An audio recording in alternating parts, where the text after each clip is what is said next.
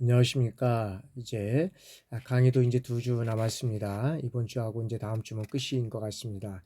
여러분들 청소년 프로그램 개발과 평가라는 과목을 가지고 함께 또 이렇게 논의하고 이렇게 살펴봤는데 참 뭐 쉬운 건 없지만은 그래도 이렇게 지나고 나니까 여러분들 군과 관련된 여러 가지 또 교육 계획이나 이런 것들 작성할 때도 많은 도움이 될 줄 압니다. 그러면 지금부터 청소년 프로그램 개발과 평가 제12장 평가 자료 수집에 대해서 한번 논의하도록 하겠습니다. 자, 평가 자료 수집은 설문지법서부터 시작해서 포트폴리오법에서 우리가 이제 이 네 가지를 가지고 우리가 살펴볼 텐데 중점적으로 우리가 사실은 포트폴리오법이 이제 많이들 사용되고 있고 또 특별히 이제 우리 대학생들이나 그다음에 또 대학에 입학하고자 하는 학생들이 이런 어떤 포트폴리오가 이제 또 많이 작성을 해서 제출을 하기 때문에 그런 쪽 위주로 한번 중점적으로 한번 논의를 한번 해보도록 하겠습니다. 자, 평가 자료 이제 수집입니다. 설문지법 들어가기 전에 이 평가의 판단 근거가 될 수 있는 이 자료를 어떤 방법으로 수집할 것인가 이것이 이제 먼저 정해야 된다는 거죠. 그러니까 이 설문지법에서 이제 이 평가 자료를 수집할 때 이 자료를 어떤 방법으로 그러니까 어떤 방법으로 방법이죠, 방법. 어떤 이 방법으로 수집할 것인가 이거를 이제 정해야 된다는 거죠. 그래서 프로그램의 목표와 내용이라든지 그다음에 평가 결과를 활용하는 사람이 누구인지 그리고 평가 활용 목적이 무엇인지 여기에 따라서 수집하고자 하는 평가의 종류가 달라진다는 거죠. 첫 번째 이제 뭐라 그랬죠? 아까 프로그램의 목표와 내용. 그다음에 두 번째는 평가 결과를 활용하는 이 사람이 누구인지, 사람이 누구인지. 그다음에 세 번째는 자, 평가 활용 목적. 이 목적이 무엇인지. 이렇게 세 가지. 요거에서 수집하고자 하는 이 평가의 종류가 다른데 종류가 달라진다라는 겁니다. 자, 프로그램의 목표와 내용, 그다음에 평가 결과를 활용하는 사람이 누구인지, 그다음에 이 평가 활용 목적, 이 목적이 무엇인지 여기에 따라서 이 수집하고자 하는 이 평가의 종류가 달라진다라고 말씀드렸습니다. 그러면 이 자료 종류에 따라서 이 자료 종류에 따라서 자, 평가 자료 수집 기법도 달라지게 되는데 청소년 이 프로그램에서 주로 활용되는 것은 어떤 것이냐면 이 첫 번째는 아까 말씀드렸지 설문지법, 설문지법이 있고 두 번째는 면접법이 있고 그 다음에 세 번째는 관찰법이 있고 네 번째가 이제 포트폴리오법이잖아요. 이 네 가지가 있습니다. 설문지법, 면접법, 관찰법, 포트폴리오법 요 네 가지가 있는데 모든 평가 사항은 다를 수 있다는 거죠. 그래서 절대적인 평가 자료 수집 기법은 없다는 거예요. 그래서 각 기법의 이 장점, 이 각 기법에 뭐가 있냐면 장점과 단점이 있다는 거예요. 단점.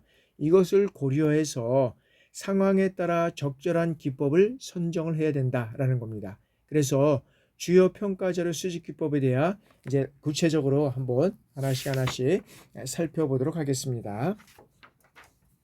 자, 첫 번째 이제 설문지법입니다. 그래서 설문지법의 특징은 뭐냐면 자, 설문지법은 이 상대적으로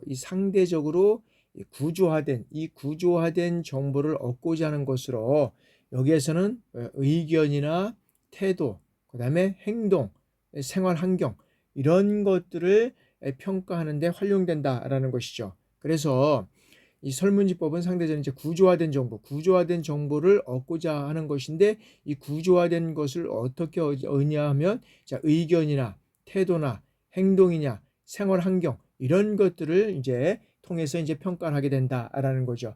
그리고 이 결과를 설문지법 기법 중에서 가장 많이 아마 사용하는 기법 중에서 가장 많이 사람들에게 용이한 방법으로 이제 이 자료를 수집할 수 이제 있다라는 거죠. 그래서 왜 그러느냐? 그러면 많은 사람들이 많은 사람들에게 가장 용이한 방법으로 이제 이 자료를 수집할 수 있는 것이 있는데, 그것은 뭐냐면, 자, 이 결과를 빠른 시간 내에 분석할 수 있으므로 가장 광범위하게 이제 사용되고 있다는 겁니다. 가장 광범위하게 사용되고 있다는 겁니다.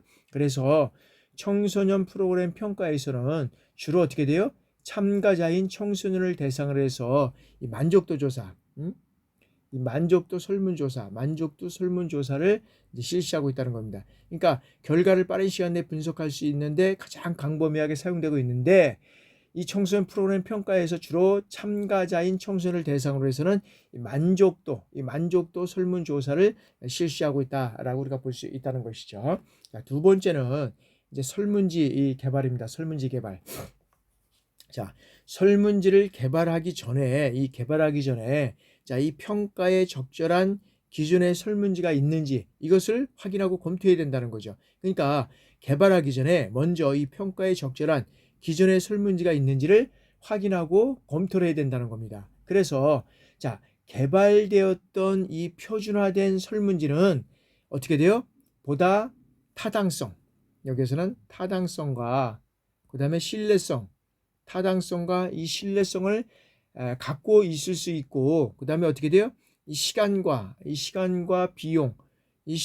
비용을 절감할 수 있기 때문에 필요하다는 겁니다. 그러니까 개발하기 전에 먼저 평가에 적절한 기준의 설문지가 있는데, 여기에서 개발되었던 표준화된 설문지는 보다 어떻게 돼요? 타당성과 신뢰성, 이런 것들을 갖고 있어야 되고, 그 다음에 이 시간과 비용을 절감할 수 있기 때문에 이 필요하다라는 것입니다. 그러면 자, 설문지를 개발할 경우에는 먼저 어떻게 돼요? 이 평가 질문들을 이제 나열해 본다는 거죠. 이렇게 설문지를 개발할 경우에는 평가 질문지, 이 질문들을 쭉 해서 나열하는 거예요. 나열을 쭉 하는 거죠. 그 후에 어떻게 돼요? 그 후에 질문에 필요한 이제 정보를 확보하는 거예요. 그리고 이 문항들을 정리하게 되는 겁니다. 그래서 질문에 필요한 정보를 확보하고 문항을 정리하게 된다는 거죠. 그리고 자, 각 문항의 응답의 주체가 누구인지, 그리고 주체가 누구인지, 그리고 이 결과를 어떤 방법으로 분석할 것인지, 이런 것들을 결정해야 된다는 거죠. 그래서 여기에서 이 절차를 통해서 평가 질문의 누락을 방지할 수 있고, 그 다음에 불필요한 질문을 삭제할 수 있다. 여기에 이제 있다는 거죠. 그러니까 누락이 방지되고 불필요한 질문을 삭제할 수 있다라고 우리가 볼 수 있다는 거죠. 그래서 이제 설문지법의 특징과 우리 설문지법의 개발을 받고, 그러면 자, 설문지법의 이제 유의사항을 우리가 한번 살펴보도록 하겠습니다. 자, 이 설문지법은 응답자가 그 설문지의 각 문항에 대해서 제대로 이해를 하지 못할 경우에는 어떻게 돼요? 정확한 응답을 기대할 수 없다는 겁니다. 그러니까 응답자가 각 문항에 대해서 제대로 어떻게 돼요? 이해를 해야 된다는 거예요. 이해를 하지 못할 경우는 정확한 이 응답을 기대할 수 없고, 응답을 했다 하더라도 어떻게 돼요? 결과가 다르게 나올 수밖에 없다는 거죠. 그래서 그 설문지 문항에 응답해준 근거를 통해서 자료를 수집하는 것이기 때문에 왜 그러냐면 이 제대로 이해하지 못하면 안 된다라는 겁니다. 그래서 따라서 여기에는 어떻게 돼요? 정확한 응답을 이끌어내기 위해서는 어떻게 돼요? 자, 설문지 응답에 정확하게 이해될 수 있는지 이 예비조사 이것을 해야 된다는 겁니다. 설문지 응답자에게 정확하게 이해될 수 있는지 이 예비조사를 해야 된다는 겁니다. 그리고 어떻게 돼요? 자, 이 설문에 무관심하거나 그 다음에 노출을 꺼리려 하는 경우가 대부분이기 때문에 어떻게 돼요? 친밀감을 형성하고, 그 다음에 익명성에 대한 어떤 안내와 더불어서 설문에 대한 이 상세한 안내를 해야 된다는 겁니다. 그리고 뭘 해야 되냐면 이 응답자에게 적절한 보상을 하는 것을 고려해 볼 필요가 있다. 이게 응답자에게 적절한 보상을 하는 것을 고려할 필요가 있다라는 것입니다.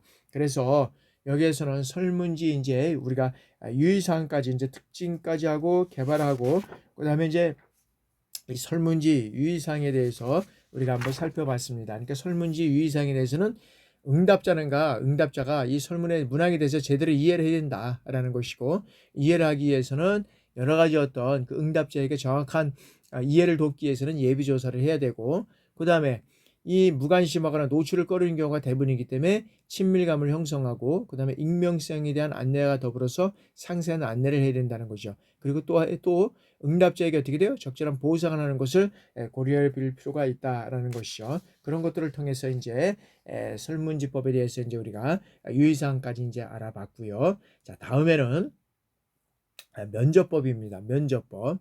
자, 면접법에 우리가 이 특징을 한번 살펴보도록 하겠습니다.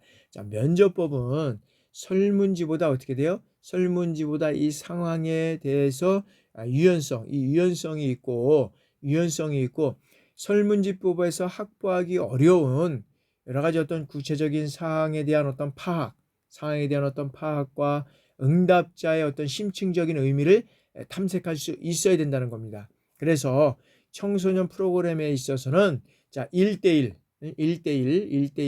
혹은 1대 뭐 다수 그리고 포커스 그룹 면접을 통해서 평가를 하고 있다라고 우리가 보고 있다는 것이죠. 그래서 여기에서는 이 설문지 그 면접법에 있어서는 설문지법보다 이제 상황에 대한 어떤 유연성이 있다라는 거죠. 그래서 여기는 시간과 비용이 들지만 실적으로 시간과 노력, 그 시간과 비용이 드는 만큼 어떻게 돼요? 풍부한 정보를 확보하고 그다음에 심층적인 자료를 수집하기 위해서 이제 자주 활용된다라는 것이죠. 그래서 이 면접은 설문지법에 비해서 많은 여러 가지 어떤 이런 것들이 들어가지만 실질적으로 보면 청소년 프로그램의 평가에서는 여기에서는 청소년이나 강사, 지도자, 그러니까 이 청소년 프로그램의 평가에서는 청소년이나 강사, 지도자 이 사람들을 대상으로 해서 어떤 면에서 보면 심층적인 자료를 수집하기 위해서 이제 자주 활용되고 있는 것이 면접법이다라고 우리가 볼 수 있습니다. 그러니까 면접법은 상황에 따라서 유연성 있게 이것들을 진행을 해야 되는데 그러다 보니까 이제 시간과 비용이 많이 들어가는 여러 가지 있다. 그러나 그런 것들을 통해서 풍부한 자료를 확보할 수 있기 때문에 자주 활용될 수 있고, 그 다음에 이제 이 평가 대상자, 그러니까 이 청소년 프로그램의 평가에서는 누가 대상인 평가자, 청소년과 강사, 그 다음에 지도자 이런 사람들이 심층적인 자료를 수집하기 위해서 자주 활용되고 있다라는 것을 우리가 이제 볼 수 있다는 것이고요.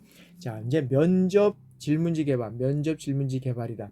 자, 면접법은 면접지를 활용을 해서 자, 구조화된 그리고 또는 반구조화된 구조화된과 반구조화된 그 면접법을 실시한다는 건데, 이 구조화된 것은 뭐냐면 구조화된 것은 질문 내용이라든지 질문 내용, 그다음에 어떤 질문 방법,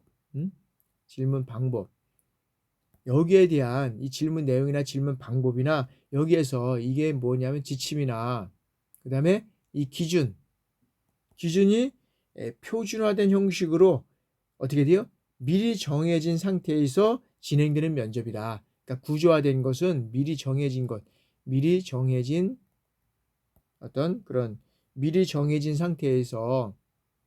상태에서 진행되는 면접이다.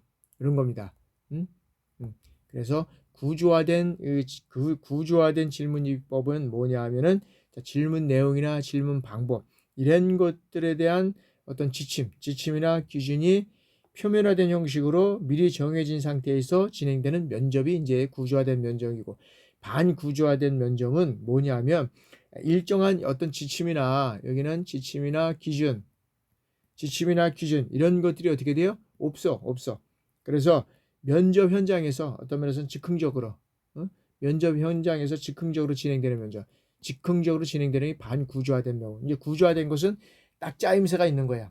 질문 내용이나 방법 이런 것들이 지침이나 그다음에 어떤 그 기준에서 아주 명확하게 명시가 돼 있어. 그러니까 미리 정해진 상태에서 모든 것들이 이루어지는 거야. 근데 반구조화된 것은 뭐 정해진 게 없어요. 그러다 보니까 면접 현장에서 그냥 즉흥적으로 진행되는 면접이 이제 반구조화된 면접이다. 근데 요즘에는 구조화된 면접과 반구조화된 면접을 플러스해서 하는 경우도 많이 있습니다. 그래서 여러 가지 어떤 뭐 그 면접장에서 뭐 술을 뭐 예를 들어서 뭐 먹인다든지 뭐 여러 가지 어떤 찜질방에 가서 뭐 여러 한다든지 여러 가지 상황과 어떤 미션을 줘가지고 하는 경우가 많이 있습니다. 그런 경우가 이제 있는데 이거는 상황과 여건에 따라서 이런 어떤 면접 개발지를 사용해서 진행하는 이런 경우다라고 말씀드릴 수 있고요. 자, 면접 질문지는 면접자의 어떤 주관성을 어느 정도 극복할 수 있고 준비된 심층적인 면접도 가능하다라고 이제 우리가 볼 수 있다는 거죠. 그래서 면접지 개발법에서는 여러 가지 어떤 것들이 있겠지만 여러 가지 어떤 그 면접자의 주관성을 어느 정도 극복할 수 있고 준비된 심층적인 면접도 가능하다라고 이제 우리가 볼 수 있다는 거죠. 그래서 이 면접 질문을 만들 때는 설문지를 개발할 때와 같이 어떻게 돼요? 평가할 질문지들, 평가할 질문, 이 질문들을 먼저 어떻게 돼요? 작성을 해야 된다는 거죠.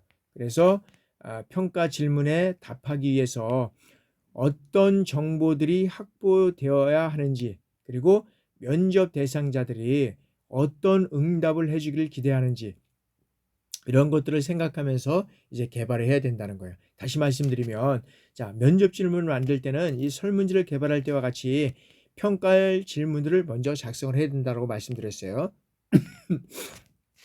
그리고 이 평가 질문에 답하기 위해서 어떤 정보들이 확보되어야 하는지, 그리고 면접 대상자들이 어떤 응답을 해주기를 기대하는지, 이런 것들을 이제 생각하면서 개발해야 된다라고 명시가 되어 있습니다. 그러면 이제 면접법의 특징과 이제 개발을 통해서 우리가 이제 어떻게 이런 것들이 개발이 되고 어떤 특징이 있는지 이걸 살펴봤는데, 그러면 이 면접에 대한 면접 시 유의사항은 어떤 것이 있는지 한번 살펴보도록 하겠습니다. 자, 면접 시 유의사항은, 자, 면접은 이 평가 질문과 관련해서 필요한 정보를 어떻게 돼요? 최대한 얻기 위해서 뭘 하는 거예요? 대화를 하는 것이죠.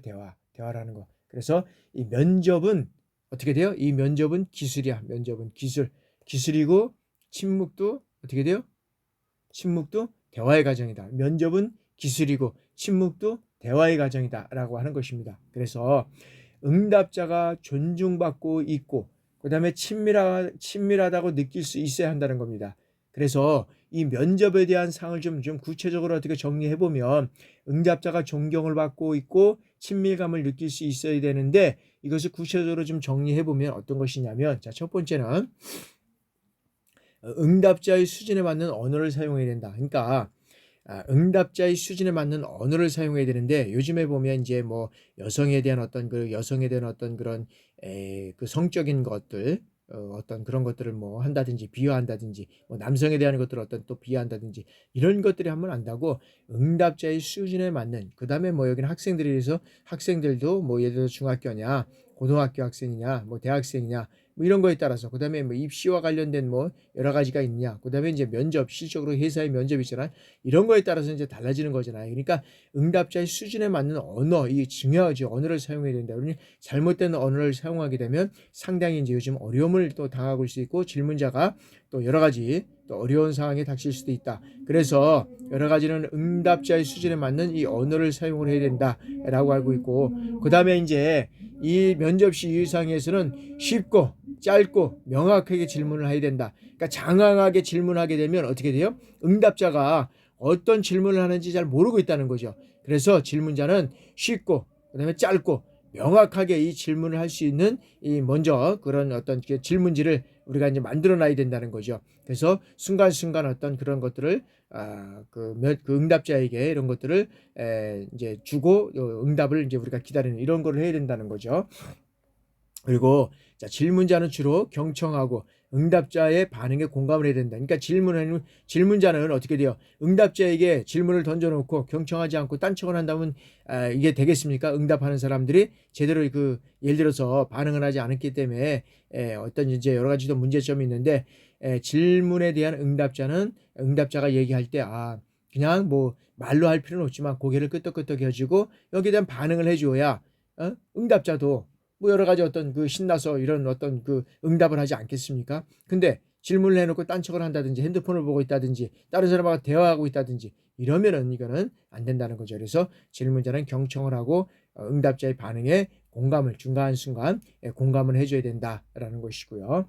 자, 그다음에 자, 대화를 계속할 수 있는 자료 등을 미리 준비해야 된다니까 뭐냐면 이 질문지법에 대해 질문지는 이게 이제 여러 가지 어떤 그런 나열을 쭉 해서 어떤 질문을 해야 될 건지 그 상황과 여건에 따라서 이제 이런 어떤 그 대화를 계속할 수 있는 자료를 준비를 해야 된다는 거죠. 그래서 그거를 따라서 계속적으로 대화를 통해서 이런 어떤 것들을 계속적으로 이제 그러니까 평가가 뭐냐면 이 어떤 기술이고 침묵도 대화라 그랬잖아요. 대화라 그랬잖아요. 우리가 보면 이 평가자료인데 이게 최대한 자료를 얻기 위한 대화다. 그러니까 대화를 계속하기 위해서는 여러 가지 자료 준비를 많이 해야 된다는 거죠. 그래서 특히 뭐 회사와 관련된 어떤 면접을 본다든지 회사의 어떤 비전이라든지 이런 것들을 새롭게 어떤 뭐 이런 어떤 그 뭐 신입사원들한테 들릴 수도 있고 그다음에 이제 어떤 그 방법적인 것 뭐 이런 것들도 우리가 이제 얘기를 할 수 있고 뭐 그런 쪽에서는 뭐 충분히 뭐 미리 준비하는 것이 필요하다라고 우리가 볼 수 있고요.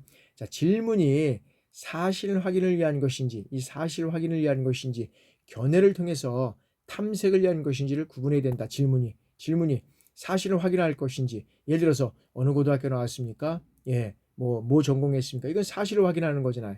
그러니까 견해를 묻게 된다 그러면 경영학을 나왔는데 우리 회사와 관련된 어떤 뭐 예를 들어서 뭐 제품이라든지 뭐 이런 것들을 어떻게 해야 되는지 뭐 자기 견해를 이건 또 이런 거를 이 견해를 통해서 탐색을 하게 되는 거잖아요. 그러니까 질문이 사실 확인인지 견해를 통해서 탐색을 하는 건지를 구분해서 이렇게 질문을 해야 된다라는 거죠. 자, 다음에는 자, 응답자의 응답 내용만이 아닌 잠재된 태도나 분위기도 탐색을 해야 된다. 그러니까 질문을 던져놓고 응답자의 어떤 응답 내용만이 아닌 거기에 대한 어떤 잠재적인 어떤 태도나 분위기 이런 것들을 통해서 또 금방 우리가 질문을 했지만 응답자는 또 여러 가지 어떤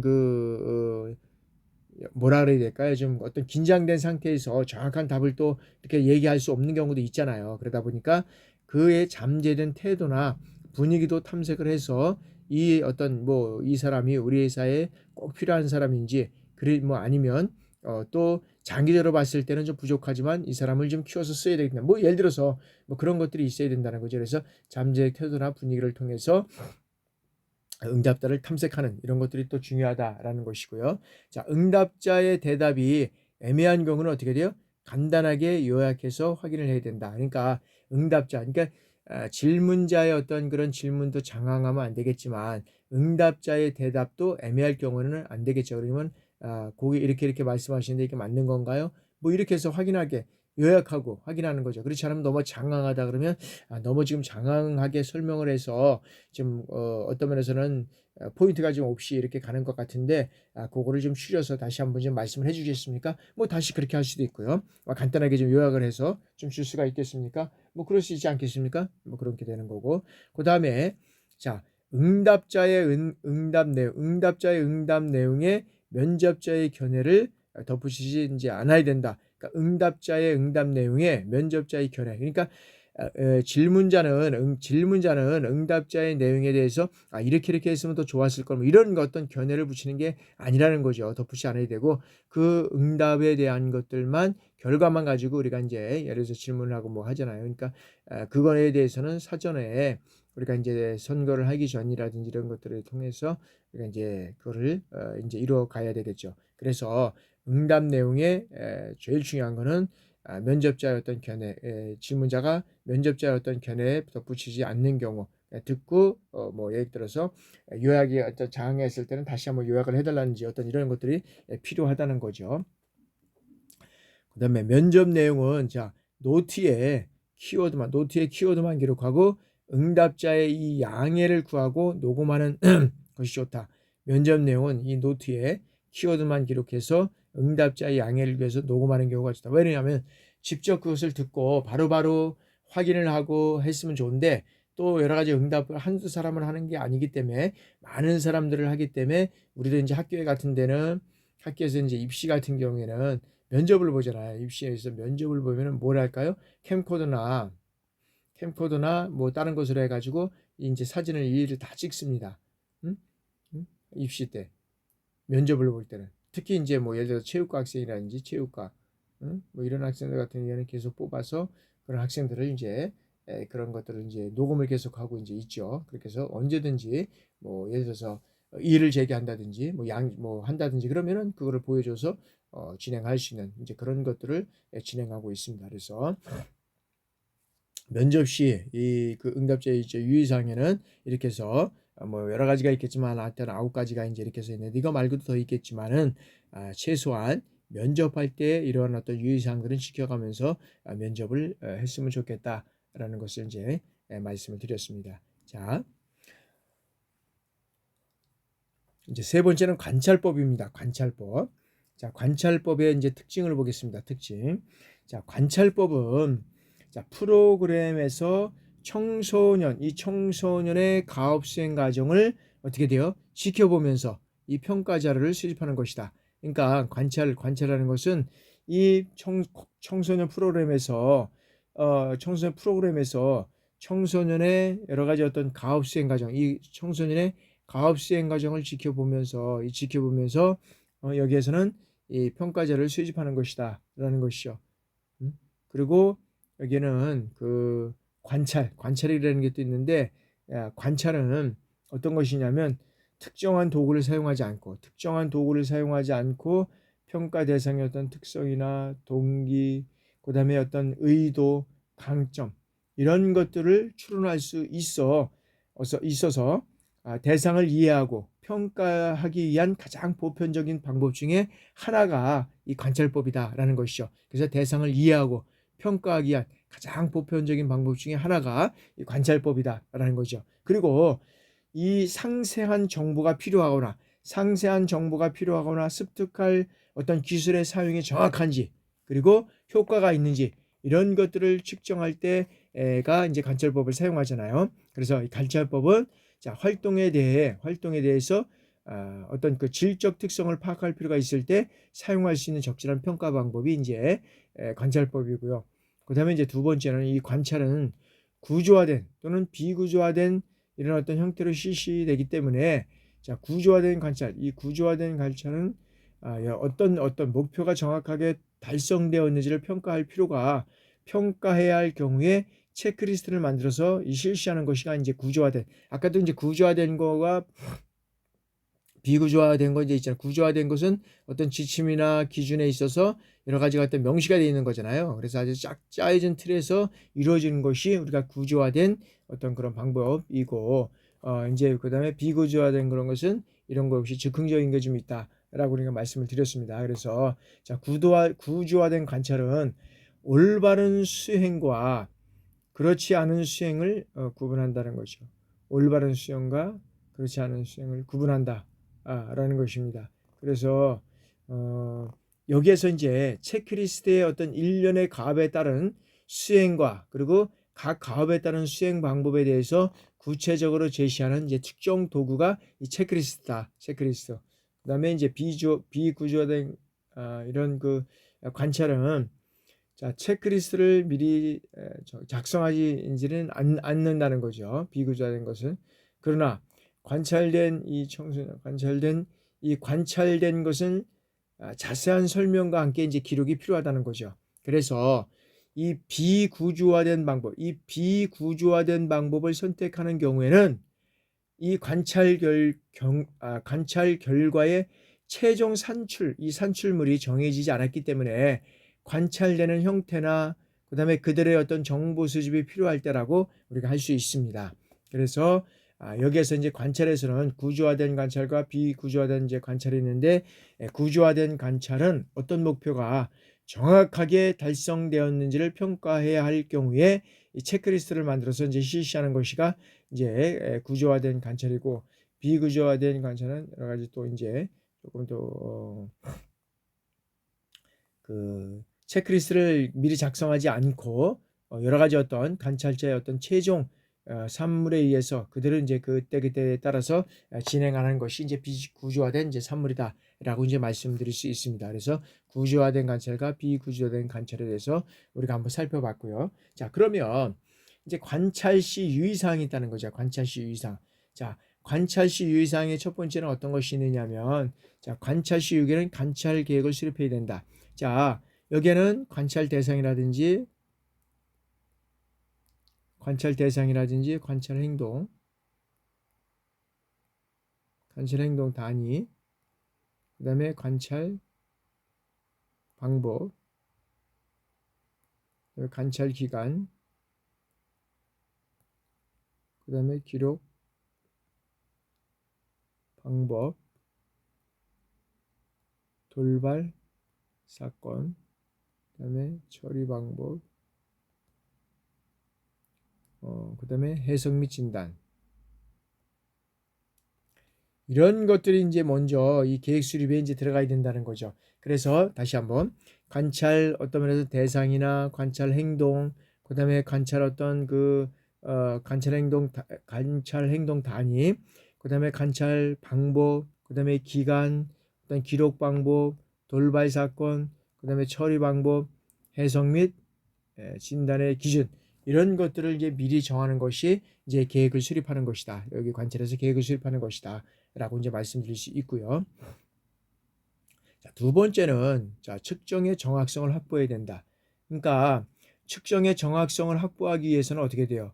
청소년이 활동 시에 이 관찰자와 피관찰자인 청소년이 상호작용하는 것을 이제 금지해야 된다라고 이렇게 이제 만들어놨는데, 그런 것들이 이제 꼭 필요할 때도 있겠죠. 필요할 때도 있겠지만, 그러나 실질적으로 보면 측정의 정확성을 확보하기 위해서는 청소년 활동 시에 일어났던 청소년과 피관찰, 그 다음에 피관찰자의 어떤 그런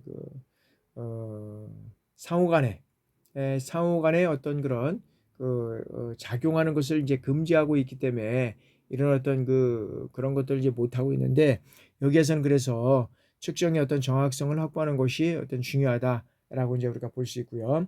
자, 이제 세 번째는 관찰자는 자신의 주관이나 의견을 최대한 배제해야 된다. 그러니까 관찰자는 최대한의 어떤 자기의 어떤 의견을 배제하고 객관적인 관찰이 되도록 이제 우리가 해야 되지만, 관찰자는 자신의 어떤 주관이나 의견을 최대한 배제해야 된다라고 이제 되어 있습니다. 그래서 관찰자의 어떤 역할이 상당히 중요하다라는 것을 우리가 이제 고려해 볼 수 있고요. 그 다음에 이제 상황 조건을 고려해야 한다. 그래서 같은 행동이라도 조건에 따라서 해석이 다르기 때문에 여기서도 어떤 환경 및 상황,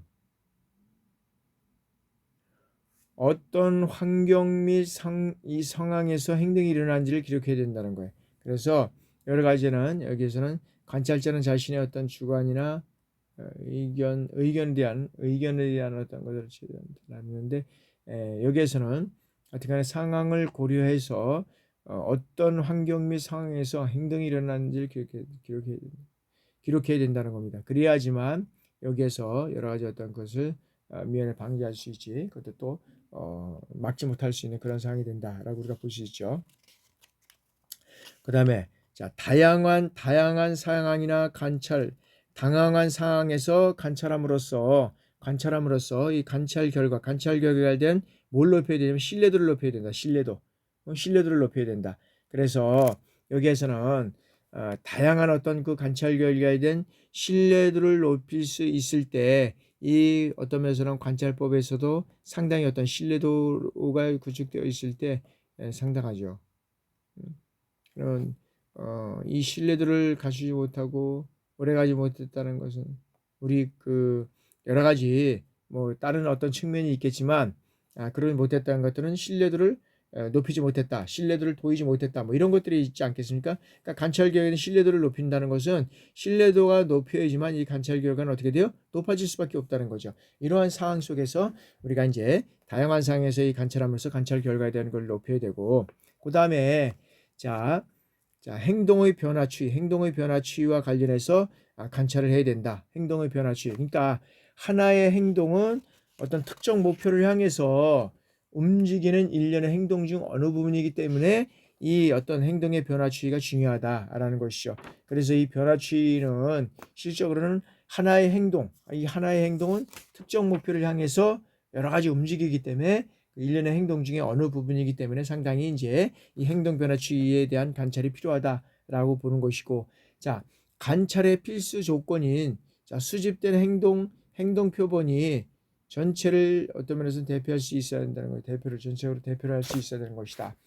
그래서 필수 조건인 수집된 행동 표본이 전체를 대표할 수 있어야 된다. 그러니까 뭐냐면 필수 조건이 수집된 행동 표본, 이 표본이 전체를 대표할 수 있어야 한다는 거죠. 그럴 때 여기에서는 이제 어떤 면에서 보면 그 행동 표본이 전체를 대표할 수 있어야 관찰의 어떤 필수 조건이 또 나올 수 있다라고 우리가 보고 있다는 거죠. 자, 다음에는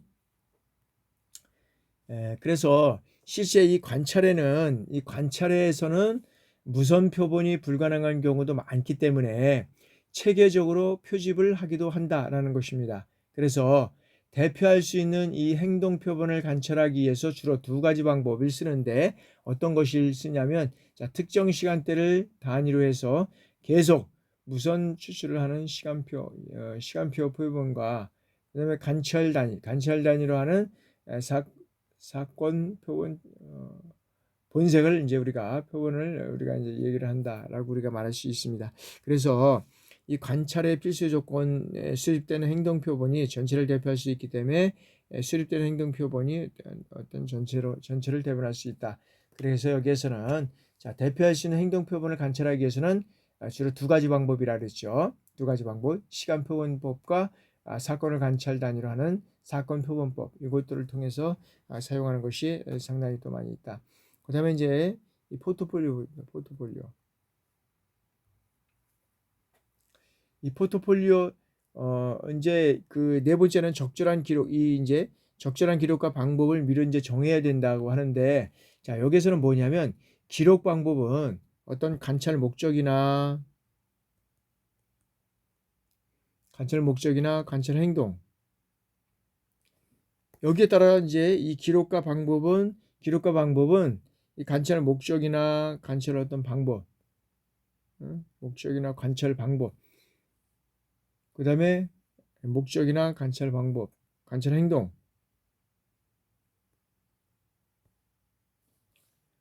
이거에 따라서 이제 다르게 결정을 한다는 겁니다. 그러니까 적절한 기록과 방법을 미리 이제 정한다는 거죠.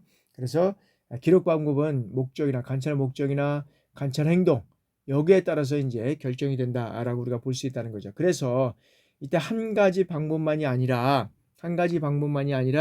이 문제와 자료의 성질, 이 문제와 자료의 성질에 따라서 다양한 방법으로 활용하는 것이 바람직하다라고 우리가 볼 수 있다는 거죠.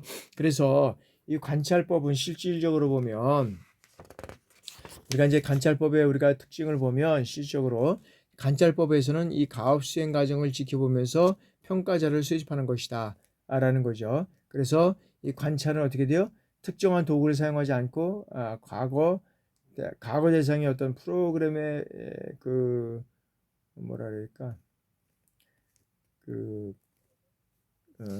평가 대상의 어떤 그런 특성이나 동기, 의도, 감정, 이런 것들을 관찰해서 추론할 수 있다는 거죠. 그렇기 때문에 여기에서는 그 여러 가지 어떤 것들을 추론할 수 있기 때문에 그러한 대상들을 이해하고 평가하기 위한 가장 보편적인 방법이 이제 관찰법이다라고 말씀드렸잖아요. 그래서 이 관찰법이 상당히 어떤 면에서는 추론하고 이런 어떤 것들에 대해서는 상당히 그런 측면에서는 이점이 있다라고 우리가 이제 볼 수 있다는 거죠. 그러면 이제 관찰법까지 다 했습니다. 다음에는 이제 포트폴리오 모법에 대해서 우리가 한번 살펴보도록 하겠습니다. 잠시 이제 휴식하고 진행해 나가도록 하겠습니다.